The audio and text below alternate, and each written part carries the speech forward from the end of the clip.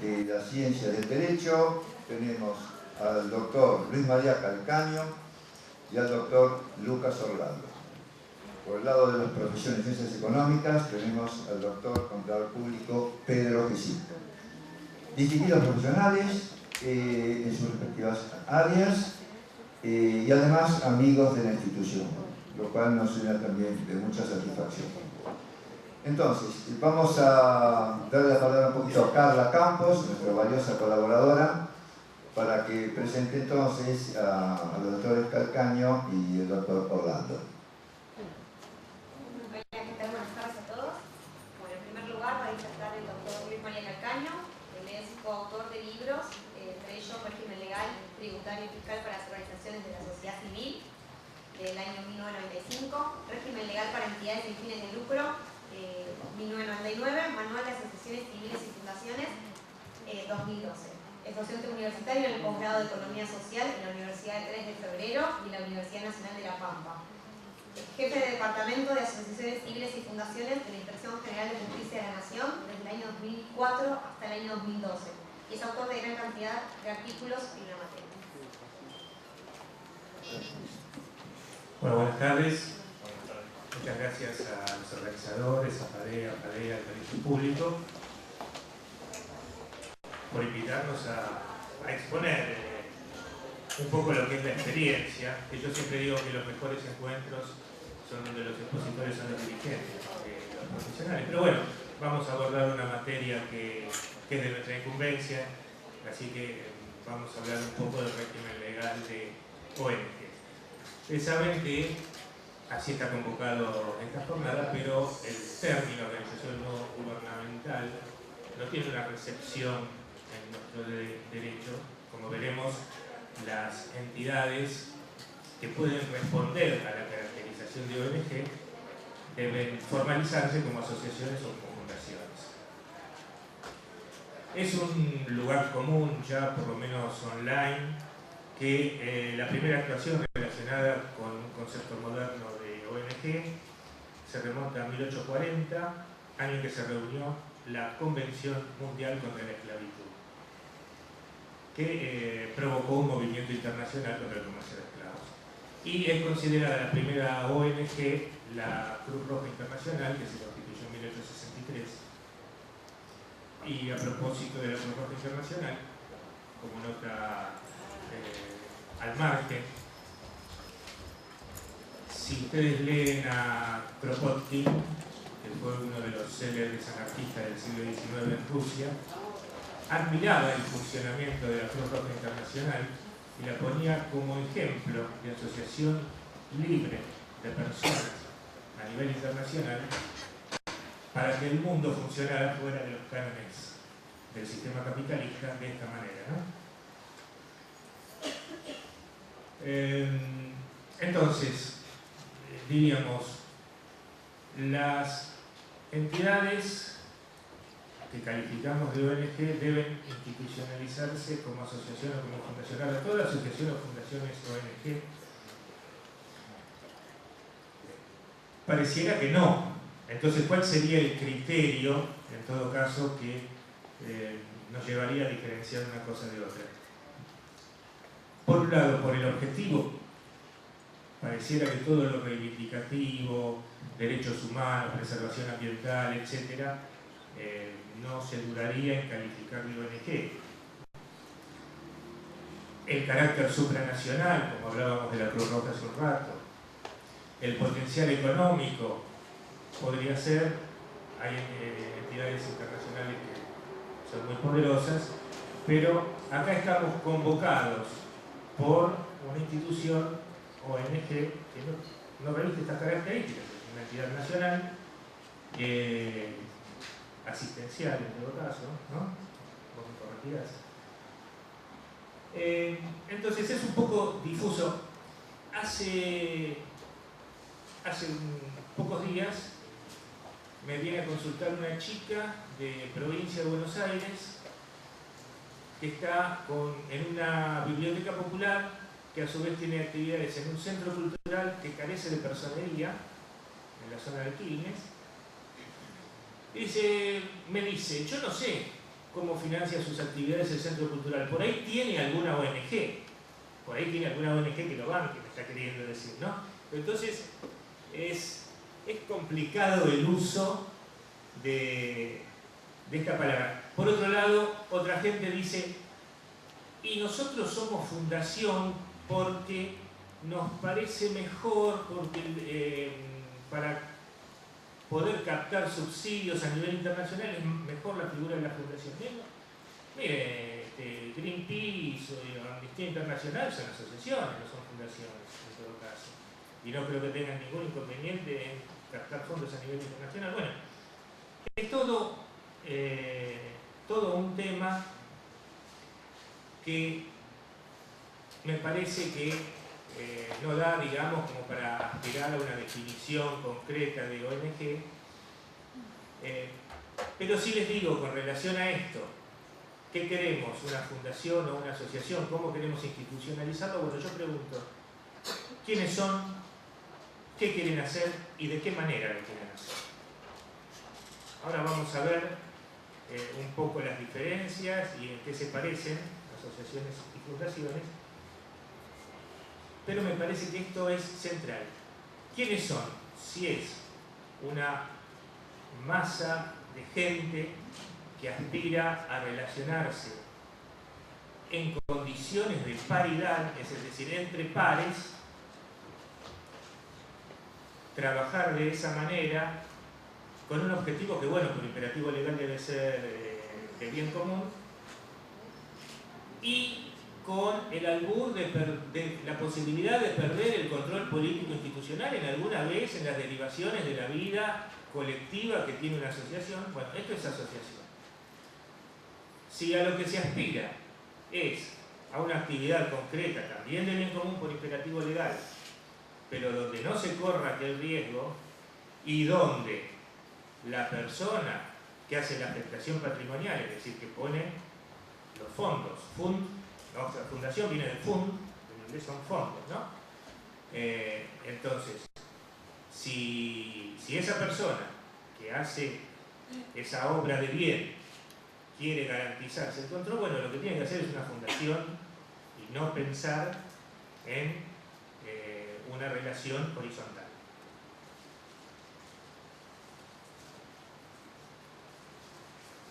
La diferencia fundamental, diferencia conceptual,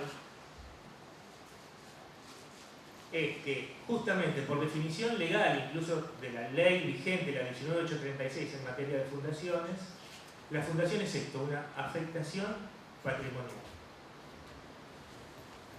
Nosotros, un poco en las obras que Carla comentaba, y digo nosotros porque siempre soy coautor, entonces nosotros hablamos, tanto en el 99 como incluso el año pasado, de una comunión de voluntades en materia de asociaciones. Comunión de voluntades. Yo creo que como tenemos, por un lado, lo que es una desventaja no tener ley, pero también nos permite por ahí elaborar y especular en materia de derecho, hoy por hoy yo prefiero decir que hay una relación interpersonal, colectiva y sustancial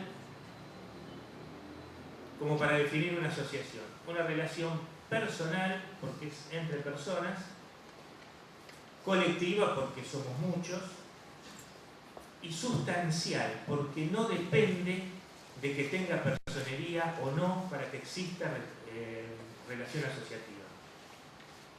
Y esto, si bien algunos lo discuten, desde nuestro punto de vista es diferente a la fundación, que si no tiene personería, no es. Entonces, estamos ya... yo traje dos... no, la anterior, vamos a la anterior. Traje solamente dos imágenes para proyectar, justamente con similitudes que, como ustedes verán,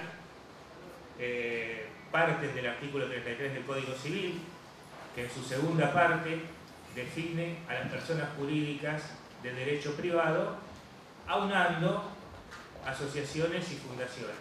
No aunando, sino poniéndolas en el mismo párrafo, ¿no? En ambos casos se trata de entidades de iniciativa privada. Esto no siempre fue así en la historia, pero hoy por hoy es así, indudablemente. Entidades destinadas a perdurar en el tiempo. Las entidades destinadas hoy por hoy a perdurar cierto tiempo, pero a perdurar en definitiva. Las fundaciones, según dicen los que han estudiado la materia, comienzan de alguna manera a generalizarse a partir de que Constantino oficializa al cristianismo como religión del Imperio Bizantino. Entonces, esto lleva al concepto de perpetuidad. Entonces, las fundaciones, o sea, de la mano de la religión, se tendió en aquel momento a hacer afectaciones patrimoniales en resguardo del alma de aquellos que las hacían, que fallecían. Entonces se hacían fundaciones de misas para que a perpetuidad ese alma tuviera esa protección, ¿no?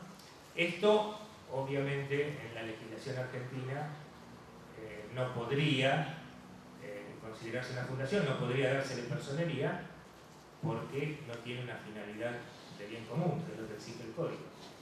Pero, entonces, destinadas a perdurar en el tiempo, no ya a perpetuidad, como es el concepto fundacional de origen, pero sí a perdurar. Y sí precisan autorización estatal para ser personas jurídicas. Hay asociaciones que han funcionado muchísimos años antes de pedir la personería jurídica. Yo he sido jefe de departamento, hemos tenido muchos ejemplos y por eso digo, no le cambia, o sea, le cambia la vida en algunos aspectos la personería, se lo facilita. Pueden ir a los bancos, pueden ir ante los gobiernos municipales, provinciales, el gobierno nacional, pueden pedir subsidios, etc. Les cambia la vida en ese sentido, pero la relación sustancial, la relación entre los miembros es exactamente la misma, y la actividad, en tanto no precisen ese tipo de exigencias burocráticas, es igual. Hay muchos municipios en la provincia de Buenos Aires incluso que con reconocimiento municipal se manejan muy bien las instituciones y no tienen personería jurídica ante la Dirección de Personas Jurídicas del respectivo distrito. Entonces, sí, el nacimiento de la persona jurídica como tal es al momento de la autorización del Estado. Luego hay otro artículo, esto estamos en el 33, en el 45 o 47, no me acuerdo, que dice que otorgada la personería a los establecimientos se retrotraen sus efectos al momento de la fundación, cosa que no nos ponemos de acuerdo bien en qué quiere decir, pero habla de los establecimientos y no habla acá de las fundaciones, lo cual a mí me parece significativo. Vamos a la otra, entonces. Acá le pusimos fundaciones versus asociaciones. Bueno, un poco lo que decía antes. Por un lado, un patrimonio afectado a una finalidad, y por el otro lado, la comunión de voluntades, esta relación interpersonal con un objetivo común, con voluntad de perdurar en el tiempo, pero fundamentalmente, digamos, dos cuestiones diferentes que, por ende, la ley misma, la ley de fundaciones, es la que admite que tengan un sistema diferente y que la fundación puede hacer una entidad vertical. No necesariamente lo es, porque el fundador puede hacer la afectación patrimonial y dar un paso al costado, designar el consejo de administración y que la fundación tenga la vida que ese consejo le dé. Pero, si el que hace esa afectación patrimonial no es esto lo que quiere, sino que quiere garantizar que se cumpla su voluntad, puede reservarse el cargo de presidente en forma vitalicia o que su voto sea necesario en algunos aspectos y la designación de los miembros temporarios. O sea, puede reservarse el manejo institucional. El tema del objeto. En la fundación es inmodificable porque lo que se pretende desde Justiniano para acá es que se respete la voluntad del fundador. Entonces, el objeto solo puede modificarse si ha devenido de cumplimiento imposible. O, pongámosle, o se cumple el objeto y hay un remanente de bienes. ¿Se cumple el objeto por qué? Porque es una fundación de lucha contra una enfermedad que se erradica esa enfermedad de la faz de la tierra, pero resulta que hay un montón, hay un laboratorio montado que puede investigar otras cosas. Entonces ahí podría modificarse el objeto para que continúe la vida de esta entidad. Pero en tanto estas cuestiones no sucedan, el objeto no es modificable. En las asociaciones, si bien las normas de la inspección dicen que el objeto debe ser preciso y determinado, sabemos que en la realidad tenemos clubes, que son asociaciones que tienen escuelas, que tienen salas de primeros auxilios, tenemos un sindicato como UPCN San Juan jugando al vóley, ¿no? Entonces es una cosa mucho más amplia porque esta una voluntad que podemos generar acá en este colectivo si fuéramos una asociación, hoy podemos crear una cosa y mañana otra y lo decidimos por mayoría y lo llevamos adelante. Y bueno, y finalmente lo de la estructura, tengo que terminar, ¿no? Que lo dije así recién, es justamente para garantizar respeto a la voluntad del fundador. En el otro caso, justamente como esa voluntad se construye colectivamente y no depende de una persona, pues la ley de fundaciones está hecha, en realidad habría que modernizarla porque hay aspectos que no contemplan, pero está hecha pensando en un señor que tiene mucha plata y en el ocaso de su vida, sin descendencia, dice, bueno, ¿qué hago con esto? Se lo dejo al Estado, no confío en los funcionarios, mejor voy a hacer otra cosa y o lo hacen vida o lo puedo hacer por testamento, pero está pensada de esta manera. Entonces, por ejemplo, hay algunos problemas con esto, porque cada vez son más los grupos de fundadores, o sea, no el fundador individual, sino un fundador mínimamente colectivo. Entonces, ¿quién se reserva aquellos derechos que la ley le permite reservar al fundador? ¿Quién los ejerce en todo caso? Porque en ningún lado se prevé tampoco una asamblea de fundadores para determinar eso. Entonces, digo, hay algunas cosas que habría que corregir, pero por eso digo, la ley está hecha pensada en eso. Está hecha hace 40 años, ¿no? Pensada en el fundador individual que en estas condiciones dice, bueno, vamos a hacer una escuela, vamos a hacer un hospital, vamos a hacer un monumento a un prócer, o lo que sea. Entonces, bueno, esa persona puede reservarse, para garantizar el cumplimiento de su voluntad, puede reservarse en la institucional. En la asociación es lo que nosotros decimos, una de las características que tiene es la paridad, o sea, que es una relación entre pares. Por más que haya diferentes categorías de socios, en esas diferentes categorías los socios son iguales entre sí y tienen derechos iguales y obligaciones iguales entre sí. O sea, son iguales entre iguales, ¿no? Pero los que tienen el manejo político, que son, o sea, llámense socios activos, socios plenos, en ambos casos incluye a los vitalicios e incluye a los fundadores, esos tienen hoy de conjunto una voluntad, mañana pueden tener otra y pasar a otra, e incluso no solo cambiar el objeto, irlo ampliando, en fin. Bueno, esto es la introducción que quería hacer para, ahora Lucas les va a hablar de la parte importante de cómo se hace una persona jurídica. Bueno, muchísimas gracias. El doctor Lucas Andrés Orlando es abogado en ejercicio con especialidad en organizaciones sin fines de lucro y posgrados afines. Desde el estudio jurídico ejerce el compromiso social profesional, es consultor legal de distintas ONGs como de programas gubernamentales. Es consultante de tesinas universitarias y dirige el programa de vitaminas para organizaciones de la sociedad civil y posee distintas columnas radiales compartiendo conocimientos con las asociaciones civiles. Oye.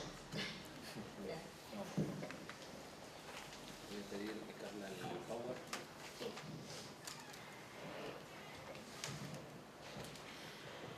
Bueno, buenas tardes.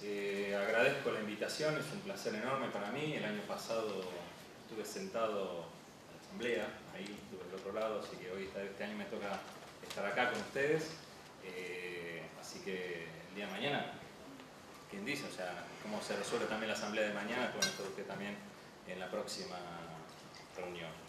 Bien, agradezco al Colegio Público de Abogados, o sea, a PADEA y a FADEA, porque estas acciones que se abren de puertas a la comunidad es muy importante, y lo que quiero destacar es que ustedes, la mayoría de acá, son organizaciones sociales, ¿sí? Vinculados con personas con discapacidad. ¿Sí? ¿Es así? Correcto. No necesariamente, ¿puedo opinar? Nosotros no estamos involucrados directamente con la persona con discapacidad. Lo que hacemos es recibir a los papás, hacer la contención, orientarlos en lo que es toda la parte de los derechos que tienen. Bien. Y cómo acceder a ellos. Pero no tenemos prestaciones ni servicios médicos. Está bien, pero en el fondo son todas organizaciones no gubernamentales, como se dice ahora, organismos de la sociedad civil o OSC, ¿sí? O sea, me imagino que todas hacen un sacrificio enorme por llegar, por cumplir los objetos, y están en una situación difícil. ¿Es correcto o me equivoco? Bienvenidos al club. Son todas las organizaciones sociales que están en la misma situación. Le comento, de la más chica hasta la más grande. El Colegio Público de Abogados de la Capital Federal, así como lo ven ustedes, uy, cuántas instalaciones, ojalá tuviésemos una sala así en nuestra propia organización social, es porque, bueno, es también un tema de matriculación profesional que tiene, digamos, otro sustento más importante. Pero también les cuesta llegar, y también la rema. Con esto quiero decir que las organizaciones sociales estamos todos en un denominador común, ¿correcto? Así que no se sientan ni menos ni más. Y yo pienso que ustedes, por otro lado, tienen una gran ventaja, porque ustedes encima tienen que soportar todas las barreras que colocamos nosotros como sociedad, ¿sí? Entonces, el esfuerzo que ustedes hacen para mí es el doble. Por eso para mí es un placer y agradezco la invitación. Bien, para no dar más tiempo, porque tengo 15 minutos, voy a hacer un breve resumen de cómo constituir una OSC o una ONG, ¿sí?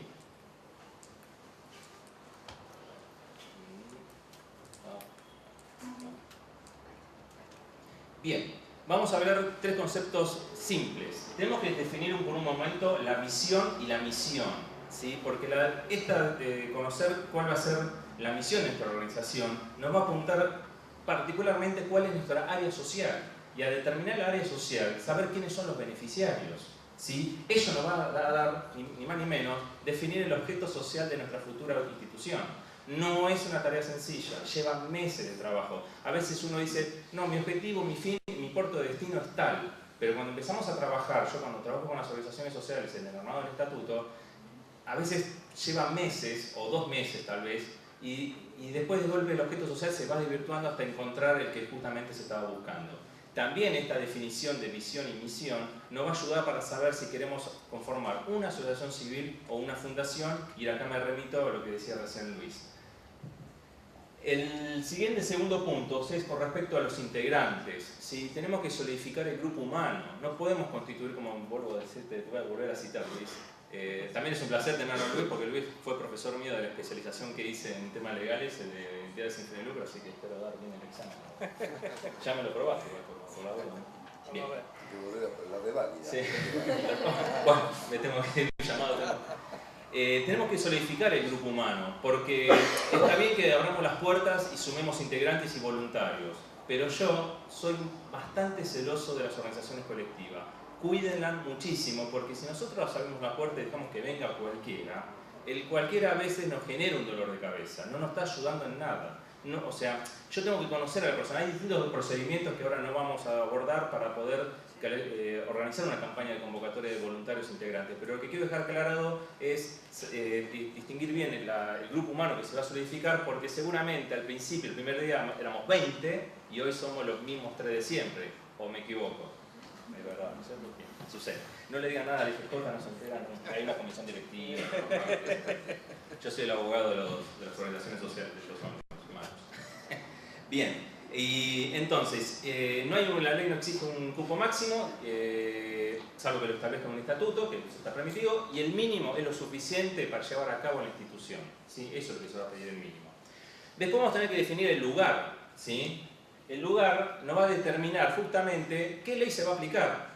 Por otro lado, definir cuál va a ser nuestra sede social. Que la sede social, entienda, no va a ser ese famoso club que nos podía encantar a nosotros, que tiene un montón de salones, instalaciones buenísimos, siempre hay que anhelar a eso. Pero la sede social va a terminar siendo la casa de la tía Rosa, mi casa. Es más, la heladera deja de ser la heladera de la familia, pasa a ser la heladera de la organización, pero es así, bienvenidos al club, es una realidad. No quita que las actividades las estemos realizando en la sala de la cooperadora, que nos prestó un lugar un hospital, que nos prestó un lugar una escuela, es lo más normal, ¿sí? Y la IGJ en ese sentido también lo sabe. Pero también el lugar nos va a definir si nosotros tenemos que abrir una organización social en la Ciudad Autónoma de Buenos Aires, que va a intervenir la Inspección General de Justicia, IGJ, o si es provincia, el ejemplo, Provincia de Buenos Aires, Dirección Provincial de Personas Jurídicas. ¿Sí? Tengo la pila gastada. Bueno, dale un avance, otra vez. Bien. Los otros requisitos rápidos es el acta constitutiva o fundacional, estamos hablando de una asociación civil o fundación. ¿Sí? En esta acta constitutiva es la primera formalización de la primera reunión que va a tener este grupo de personas, ¿sí? Donde vamos a establecer los derechos y obligaciones, donde vamos a elegir las autoridades, vamos a definir nuestros objetivos sociales. ¿Sí? Es la primera acta de reunión, que después va a estar pasada a este famoso libro de actas. Y también acá va a ser la esencia, lo que yo defiendo, la esencia y el espíritu del estatuto social. ¿Sí? Por lo que no dice el estatuto, lo que no queda claro, muchas veces se va a ver qué se quiso decir en esta acta constitutiva fundacional. Siguiente objetivo es el estatuto social, propiamente dicho, que es la máxima ley que tenemos dentro de la asociación o la fundación. ¿Sí? Es la ley máxima interna, como la Constitución Nacional. ¿Sí? Lo que yo quiero también recalcar acá, muchas veces copian y pegan modelos, eso es pan para hoy, hambre para mañana, porque si es lindo el estatuto social de tal organización, yo lo copié el modelo, me encantó, tal vez no me es funcional a mi característica como institucional. En ese sentido, seamos innovadores, seamos flexibles, utilicemos un modelo básico para saber de qué se trata un estatuto, pero por otro lado vayamos tratando de articularlo a nuestras necesidades. Sí. La acta constitutiva, entre otras funciones, fija sede social. ¿Con eso se refiere a lo que decía antes, fija el lugar? Exactamente. El domicilio legal. Exactamente. El EGJ necesita un domicilio cada vez, no, a mí no van muchas veces, una vez. Pero cada vez que golpea la puerta, quiere decir, acá existe apadea, no quiere que le contesten. Cuando se portan, no se portan, ustedes son malos. Cuando van a golpear la puerta y dice, sí, bueno, buenas tardes, esta es la sede social de Apadea, y tal vez es una casa familiar, o es un estudio jurídico, o es un estudio contable, o es, no sé, una sala de fotocopia. Lo que quieren es que, sí, acá es de mi hijo, de mi sobrino, mi marido, lo que fuese, y le tomo el mensaje. O sea, lo que no quieren es que no haya respuestas evasivas. Si le doy la pregunta, yo le voy a dejar el espacio de la pregunta al final, ¿puede ser? ¿Qué pasa si se cambia el domicilio? Bien, espera que lo voy a anotar. Cambio de domicilio, porque no quiero...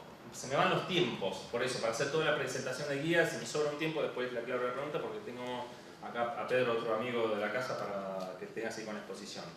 Disculpe, no... Ya veo que se no. Bien. Sí, bueno, bien, no, aparte es juego local, tienen el colegio. Bien, disculpen. Entonces decíamos, tenemos que, el siguiente punto va a ser la nómina. Nómina de personas, de autoridades. Si es asociaciones civiles, fundaciones, tenemos que establecer un conjunto de todas las personas que van a intervenir en el órgano de gobierno, ¿sí? Con sus datos personales y una declaración jurada que no tiene ningún tipo de incompatibilidad o una prohibición para ejercer el cargo, ¿sí? En el caso de asociaciones civiles hay que agregar otra lista más llamada nómina de asociados. A ver si me funciona. No, se me quedó sin pila. Gracias, Carla. Otro de los requisitos Patrimonio, tenemos para constituirlo, en asociaciones civiles se pide 200 pesos y tiene que depositar el Banco Nación. En fundaciones, las iniciales F, 12.000 pesos. En ambas instituciones se permite que sea en especie. ¿Sí? En especie no se entienda que tengo que llevar a la suegra o a la cuñada. ¿Sí? No, le aclaro porque hay de todo, porque también hay casos famosos que han llevado caballos de carrera, o sea, que está aprobado por la IGJ, pero en especie lo que se busca es, si es una asociación, una fundación vinculada a silla de ruedas, por citar un ejemplo, yo puedo colocar la silla de ruedas con valor en especie, y eso tiene una equivalencia y la IGJ me lo puede tomar como parte del patrimonio institucional, como para el nacimiento. Tenemos que también, hay por las normas de la UIF, de la Unidad de Información Financiera, que por suerte también es un especialista, que hay que hacer declaraciones juradas por las donaciones que se pueden recibir de acuerdo a ciertos montos, hay que cumplir con esta formalidad. Y para el caso de fundaciones existe lo que es promesa de donación, que ahí se requiere, puse las iniciales IP, que es intervención profesional por la parte del escribano.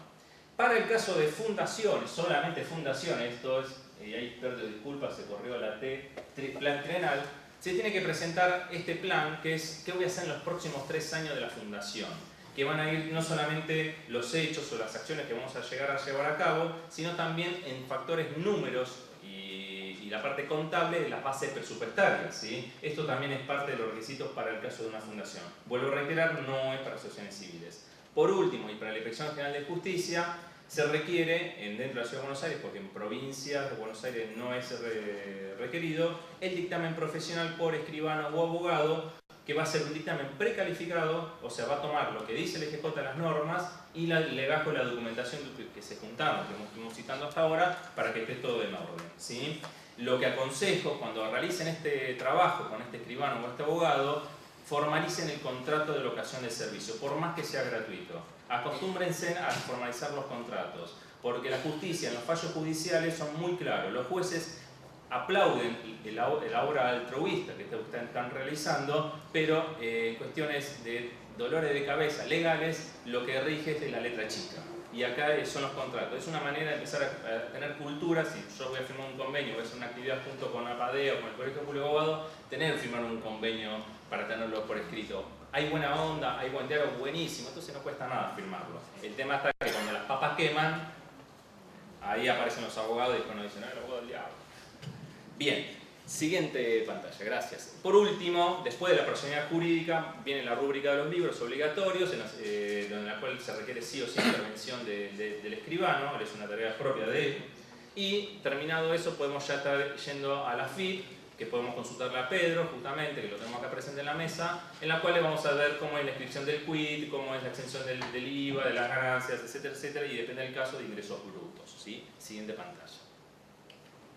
Esto es una tesis propia que yo estoy trabajando, en la que pienso que las organizaciones, en su forma administrativa, operativa y ejecutiva, está conformada con esta estructura que para mi punto de vista son de 4 pilares fundamentales. Tenemos la personalidad jurídica, que es lo que justamente estamos abordando, y el que esté al día, porque no es solamente, tengo la personalidad jurídica, ya está, buenísimo, ya está, me quedé para el cuadrito de la resolución. No, hay que mantenerla al día, porque al atrasarnos, después se nos empiezan a cerrar otras puertas, porque vamos a buscar un subsidio, me dicen, no, necesito el último balance presentado, última designación de autoridades, y hace 5 años que no lo debo. El que debe tal vez 3 años, también, bienvenidos al club, no son los únicos. Después, otra de las pilares es los órganos de gobierno. Los órganos de gobierno en su correcto funcionamiento. No es, digamos, un sistema automático de caja de cambio, ¿sí? Tiene que tener cada uno su rol, su trabajo específico, tiene que tener su participación. Y también el tema de los registros, que no solamente me refiero a los oficiales como la Inspección General de Justicia o la AFIP, sino también otro tipo de registro a nivel nacional, que por ser COPINE, o cualquier otro registro de la temática, ¿sí? Hoy por hoy existen federaciones y confederaciones donde uno tiene ciertos registros que generan cierto marketing. Y por último, el impacto social es otro de los pilares importantes, porque todo lo que estamos construyendo en esta estructura lo tenemos que llevar a la realidad, con hechos contundentes, ¿sí? Y cuando hablo de impacto social no estoy hablando, ay, mira acá traje cuántas sillas de ruedas entregamos a los beneficiarios. No, hablamos de impacto social en sentido macro de la situación, no solamente beneficiario, ¿Qué es lo que hacemos nosotros en nuestra comunidad? Y cuando hablo de comunidad, hablo de donde está situada la institución, porque muchas veces estamos aspirando, vamos a cambiar el mundo, vamos a ir a África, y no nos olvidamos de nuestra propia manzana, nuestra propia cuadra, ya tenemos una deficiencia, ¿sí? Entonces, empecemos por casa para seguir avanzando. Siguiente pantalla, vamos bien con los tiempos. Sí, tenés Chao. 2 minutos. 2 minutos. 30 minutos. Bueno, personalidad jurídica. Rápido, la personalidad jurídica está compuesta por la autorización del Estado, el cumplimiento del objeto social, que tiene que ser del bien común, sin fines de lucro y público. El grupo humano, vuelvo a decir, acá tienen que, cuando hablamos para incorporar a las nuevas personas, aplicar el FODA, fortalecimientos, oportunidades, debilidades, amenazas, que es el tema de los roles, saber los conocimientos, porque yo puedo ser abogado y tal vez justamente yo voy a ser parte de una organización y no quiero justamente estar en la secretaría, ni en la presidencia. Tal vez quiero estar simple voluntario, colaborador de una actividad X, de un taller recreativo, por ejemplo, ¿sí? Preguntar a las personas. Siguiente pantalla, si vamos avanzando con el minuto 50 que me queda. Esto ya lo estuvo recién charlando Luis, lo vamos a hacer mucho más rápido. Ustedes acá están viendo dos pirámides, la diferencia entre los órganos de gobierno de una fundación y una asociación civil. Igual si es gráfica, yo la asociación civil la tomo como un rectángulo, porque es pluralista, se basa en un sistema democrático y es más horizontal. Fundación es mucho más vertical y acá justamente adhiero a lo que comentó recién Luis. En la asociación civil, el órgano más importante es la asamblea. A veces escuchamos decir a muchas personas, yo soy el presidente porque mi asociación civil. No, no es tu asociación civil. Sos un mandatario, sos estás representando una asamblea porque no podemos los 40. Por eso estamos los mismos 3 de siempre. Y en la asamblea, en la asociación civil estamos viendo la división clara de los 3 poderes. El poder legislativo, el poder ejecutivo y el poder judicial. En el caso de la fundación, no me quiero remitir muchas palabras, pero lo dijo recién Luis, o sea, si el fundador no se reserva un cargo en el Consejo de Administración, queda como un tercero ajeno. Por eso está último. ¿Sí? Siguiente pantalla, tenemos acá las conclusiones finales de cuáles son los beneficios de esta personalidad, de tener las ventajas de tener esta personalidad jurídica y fíjense todos los ejemplos que podemos llegar a tener. Fíjense acá cuando dice respuesta legal y legítima, o sea, muchas veces los medios de prensa ante una situación de conocimiento público le consultan a las organizaciones sociales, pero no le consultan a cualquiera, porque no quieren tener una información disparatada, buscan a las que se encuentran siempre en al día. ¿Sí? Fíjense cómo se pueden sumar más voluntarios, más subsidios, calidad de proyectos, ¿sí? O sea, en fin, abre un montón de panoramas de un efecto dominó amplísimo que trae mayores ventajas. Y por último, muchísimas gracias, vuelvo a decir, es un placer estar con ustedes acá y en lo que pueda serle útil. Yo soy un abogado muy dedicado a lo social, entonces yo ya le pongo a disposición de APADEA, acá de Horacio, un documento para después remitirlo por correo electrónico, después se lo dejo a ellos, que es toda una guía práctica de todo esto lo que estuvimos viendo, pero ya en texto, para que tengan una guía básica de cómo hacer una organización social, ¿sí? Bueno, nuevamente muchísimas gracias y le paso la foto.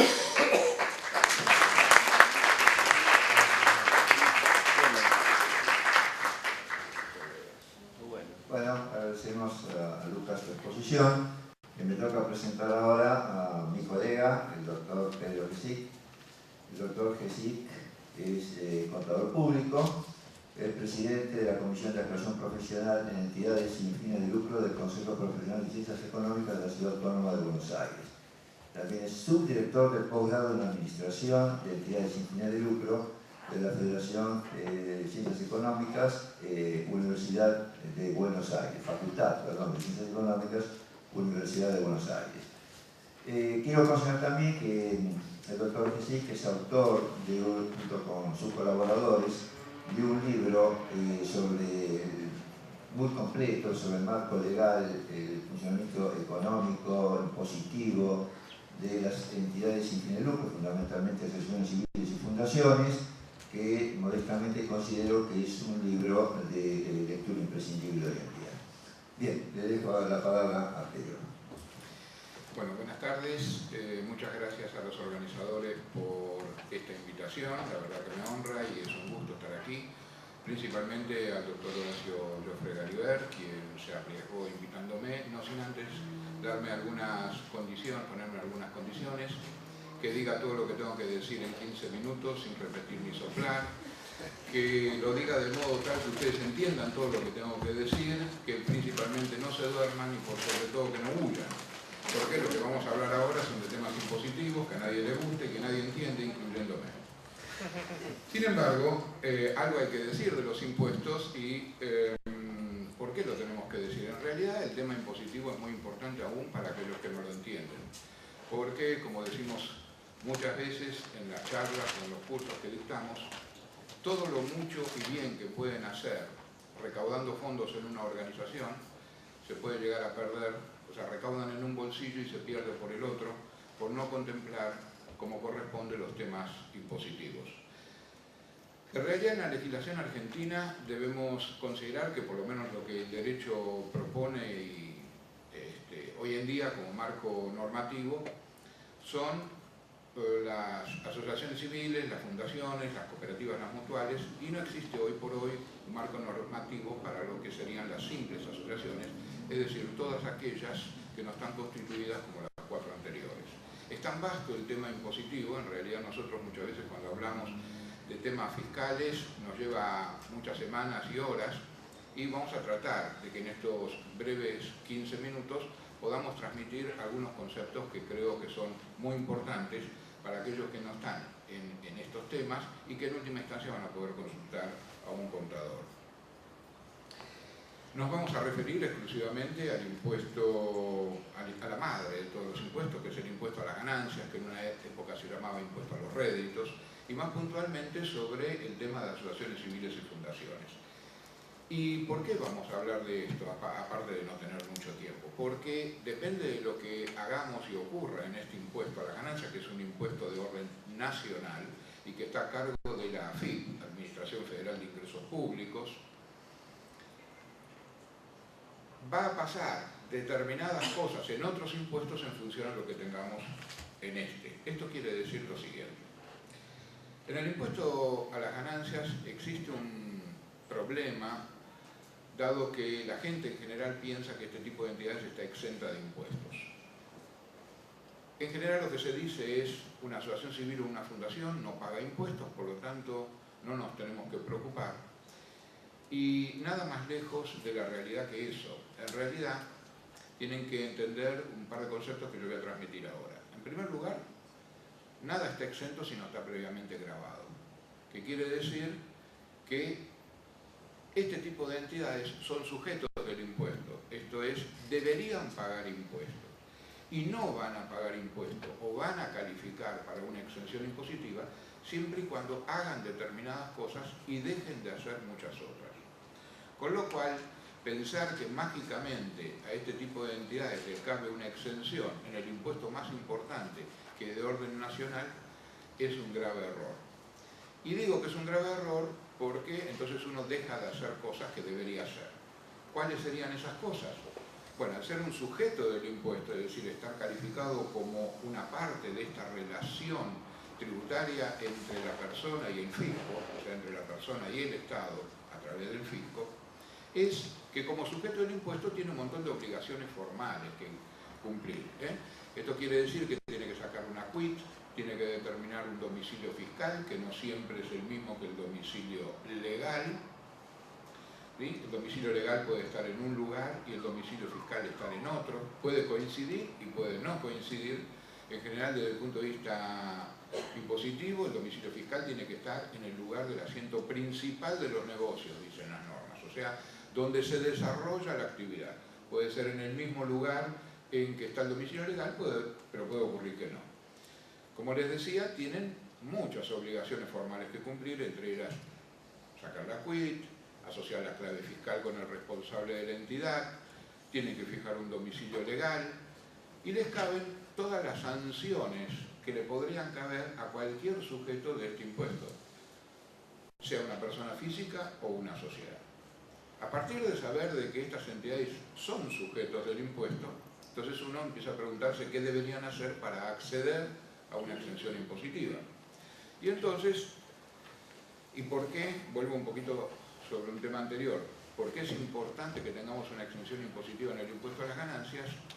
Porque si tenemos una exención en este impuesto, bueno, en primer lugar no vamos a pagar este impuesto, que no es nada barato, estamos hablando de un 35% de lo que uno gana, pero también vamos a acceder a una exención en otros impuestos, como el impuesto al valor agregado, famoso IVA, que también es de orden nacional, pero también vamos a acceder a otros impuestos como la ganancia mínima presunta, que también es de orden nacional y que grava lo que uno tiene. A ver, a esta altura les voy a aclarar, para los que no están en tema, que creo que la gran mayoría, las siguientes cuestiones. Existen tres impuestos nacionales muy importantes. Uno es el impuesto a las ganancias, que en una época se llamaba el impuesto a los réditos, que grava el resultado de lo que uno hace, ¿sí? Las utilidades, no importa qué tipo de entidad es. Es decir, yo recaudé 100 pesos, gasté 80, me quedaron 20, gané 20, sobre esos 20 en principio tendría que pagar. O sea que el impuesto a las ganancias lo que grava es la utilidad. Después existe otro gran impuesto, que es el impuesto al valor agregado, que lo que grava es lo que uno hace. Yo me dedico a esto, tengo que cargar el IVA. Me dedico a esto otro, por ahí estoy exento. Y hay un tercer impuesto nacional, que es el impuesto a la ganancia mínima presunta, que grava lo que tengo. Quiere decir que a mí me graban lo que gano, graban lo que hago y graban lo que tengo. Tener una exención en el impuesto a las ganancias me permite acceder a una exención en el IVA y una exención al impuesto a la ganancia mínima presunta. Y también una exención al impuesto sobre los ingresos brutos, que son impuestos locales, ¿sí? Los que estuvimos hablando antes son a nivel nacional. Yo me instalo aquí o en Salta y voy a tener que hacer todo esto que digo en el impuesto a las ganancias.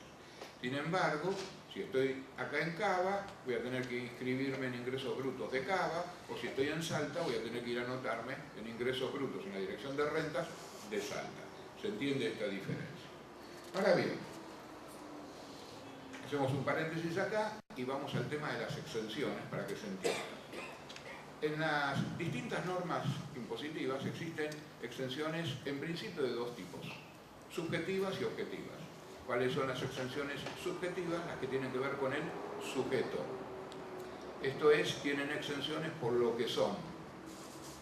Las otras exenciones son de carácter objetivo. Esto es, por lo que uno hace. ¿Se entiende esto? En el impuesto a las ganancias, la madre de todos los impuestos en general, las exenciones son de carácter subjetivo. Se entrega una exención en el impuesto a las ganancias por ser lo que uno es. Esto es una asociación civil o una fundación en el caso de lo que nos ocupa hoy. En cambio, en el IVA, las exenciones tienen que ver más con lo que uno hace, no importa quién lo haga. Con lo cual, se dan circunstancias en las cuales uno está exento en el impuesto a las ganancias por ser una fundación, pero está alcanzado con el impuesto al valor agregado por lo que uno hace. Uno en general también confunde esos temas y piensa que como dije antes, estamos exentos, no tenemos que hacer nada, o también estamos exentos y lo estamos de todo. Y no es así. Por eso las grandes sorpresas, no huyas, Horacio, que ahora voy a hablar de vos.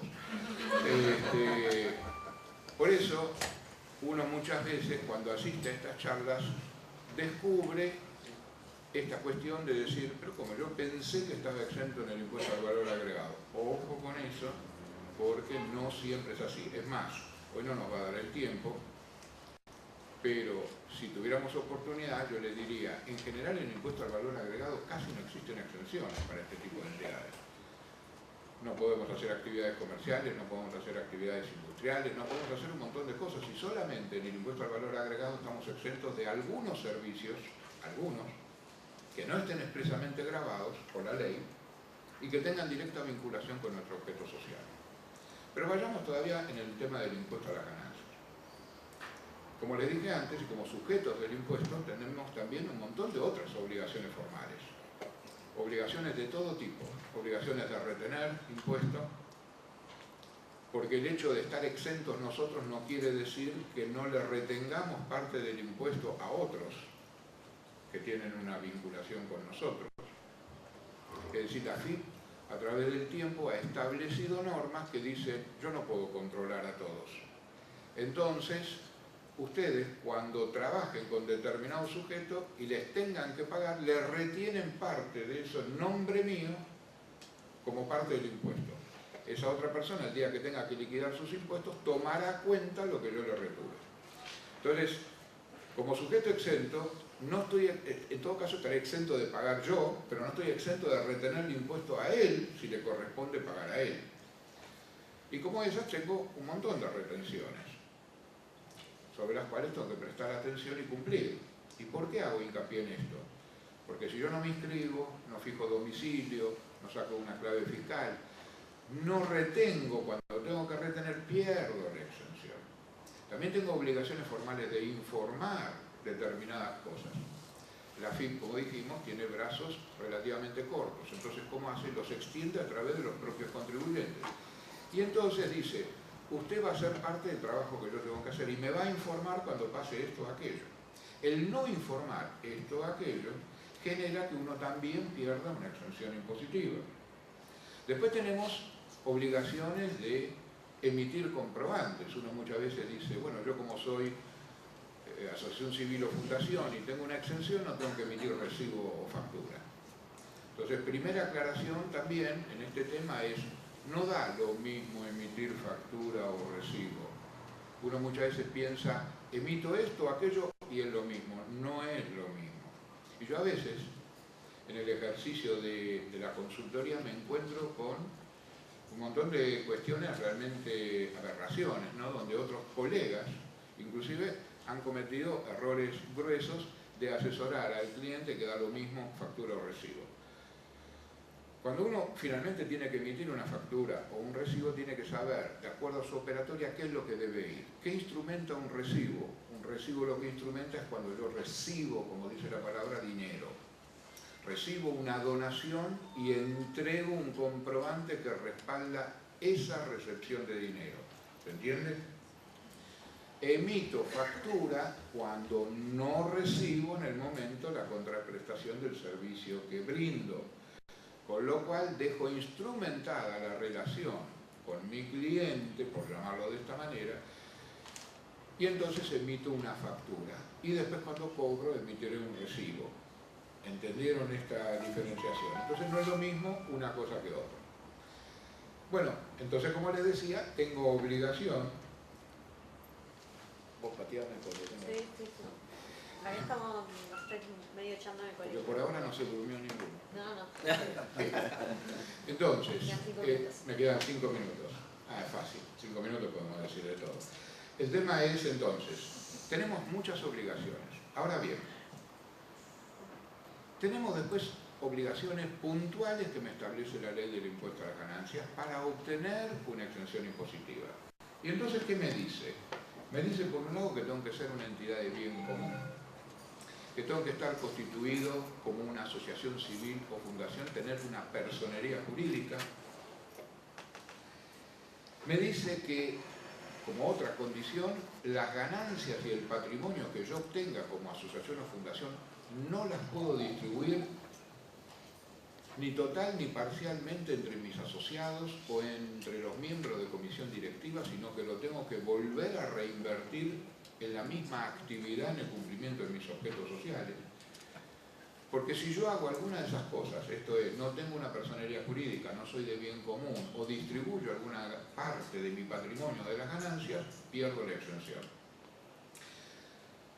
Paso siguiente, no alcanza con esas condiciones y la norma excluye a aquellas entidades que hagan determinadas cuestiones. Por ejemplo, las fundaciones, ¿sí?, y las asociaciones civiles, como bien explicó Luis, son parecidas, yo diría son primas, pero no son hermanas gemelas.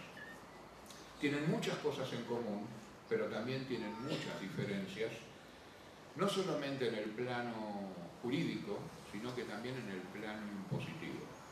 Y entonces la ley dice, volviendo al tema de las exenciones, que las fundaciones, todas ellas, y aquellas asociaciones civiles de carácter gremial, no van a poder realizar actividades comerciales e industriales, so pena de perder su reconocimiento exentivo en el impuesto a las ganancias.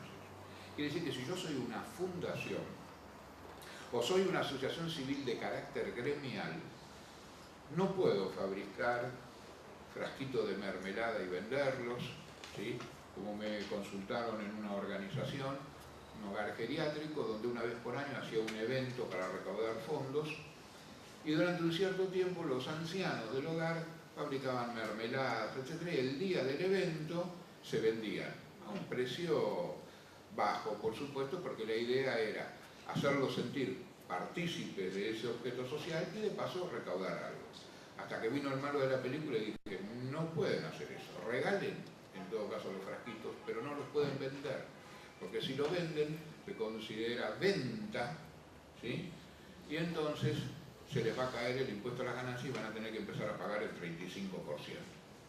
Entonces hay determinadas cuestiones que hay que cuidar. La otra cuestión es, ¿se pueden pagar algún tipo de honorarios a los miembros de los órganos directivos, ejecutivos y de contralor? Y depende, yo les diría.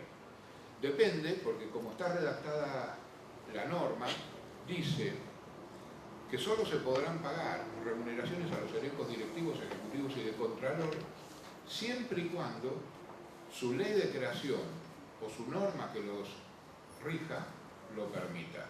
¿Qué significa esto? Las fundaciones, independientemente del estatuto, el estatuto es lo que de alguna manera es un documento en el cual las partes se ponen de acuerdo en cómo quieren llevar adelante a la entidad. Pero en el caso de las fundaciones existe una ley, como dijo Luis, tiene 40 años, y en esa propia ley, que está por arriba del estatuto, porque el estatuto es el acuerdo de partes, la ley es para toda la sociedad, establece en su artículo 20 la prohibición absoluta de remunerar a los cargos directivos. Entonces, ¿quiénes podrían cobrar si yo ya sé que la ley de fundaciones me dice que no? Las asociaciones civiles. Ahora ahí, como las asociaciones civiles no tienen ley, me tengo que fijar en su propia ley, que ahí sí es el estatuto, que es lo que rige para las partes, y ahí pueden ocurrir tres cosas: que el estatuto lo permita, que el estatuto no lo permita o que el estatuto calle. Si el estatuto lo permite, puede pagarse, y ahí vamos a ver cuánto habría, es decir, cuánto se podría pagar, siempre y cuando también se solicite una autorización a la Inspección General de Justicia para que eso sea viable. Si el estatuto lo prohíbe, bueno, pasa lo que pasa con la ley de fundaciones, ya no se podría pagar suma alguna. O dicho de otra manera, se puede pagar lo que uno quiera, pero no vamos a tener la exención impositiva. ¿Se entiende? No es que es ilegal pagar. La ley impositiva lo que dice, si querés tener la exención impositiva, no podés hacer esto. Pero no es que jurídicamente no se pueda hacer. Esto es muy importante, esta diferencia. Entonces, para aquellas asociaciones civiles, entonces, cuyo estatuto permite pagar algo a sus elencos directivos, ejecutivos de contralor, estamos hablando de comisiones directivas, revisores de cuentas, etc. Si su estatuto lo permite, o si calla, que es una manera de otorgar, esto es de permitirlo, la ley de impuesto a las ganancias permite pagar hasta no más de un 50% del promedio anual de las 3 mejores remuneraciones administrativas de la entidad. ¿Qué quiere decir? Que hay que sacar un cálculo, tomar en cuenta las 3 mejores remuneraciones, el promedio de las 3 mejores remuneraciones que se paguen a los 3 mejores personas, digamos, personal administrativo de la entidad, y en función a eso no se podrá pagar a los miembros del elenco directivo por arriba de un 50% de esa cantidad. ¿Todo esto para qué es? Para poder seguir gozando de la exención impositiva. En una palabra, como para ir cerrando, porque creo que me quedan... sí, además la cara de Carla dice todo.